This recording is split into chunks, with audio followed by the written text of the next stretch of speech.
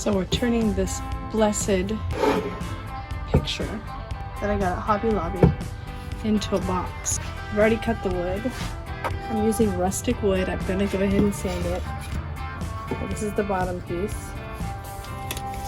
and it is 14 3/8.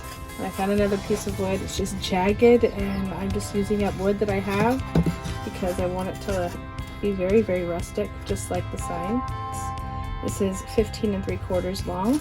You can see I left this a little bit longer on each side so that the side woods could fit snugly in between.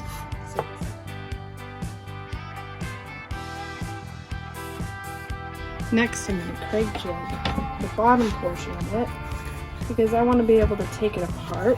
Jigging where it's going to attach to the frame so that way I can take it apart.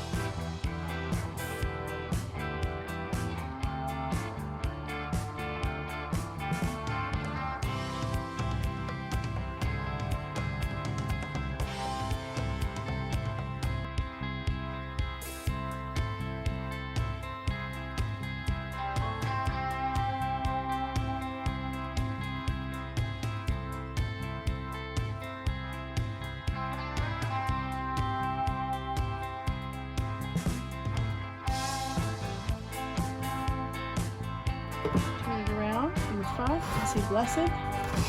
In the back, I can put all my chargers and everything on my nightstand or in the living room, wherever, and you won't see them, and it hides them.